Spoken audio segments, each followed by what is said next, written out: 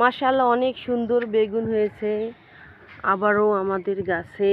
সেই সুন্দর। আজকে আমি এগুলো ছিঁড়ে নেব, কারণ এটা লাস্টের বেগুন একটু ছোট ছোটই হবে। মাশাআল্লাহ তারপর অনেক বড় আছে, এগুলো বেশি বাতি করা যাবে না, তাই আজকে ছিঁড়ে নিতেছি।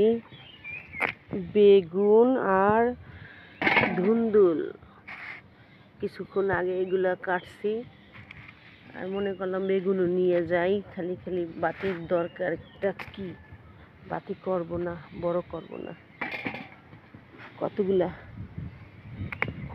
ছোট ছোট জালি বেগুন ভর্তা খাইতে অনেক মজা। এই যে আরো আছে, যে অবস্থা অনেক ছোট ছোট। মাশাআল্লাহ অনেক তরকারি হয়ে গেছে আজকে আমার। তরতাজা তরকারি, সার ছাড়া কিছুই দেই না, খালি পানি দেই 2 বেলা।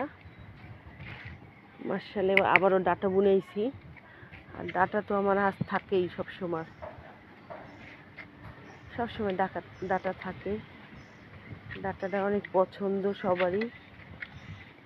ইলিশ মাছ, চিংড়ি মাছ দিয়ে রান্না করলে অনেক মজা এগুলা। আর ওই যে ডাঁটা দেখো পেকে গেছে, বাতি হয়ে গেছে, খাইতে পারি নাই, সময় ছিল না।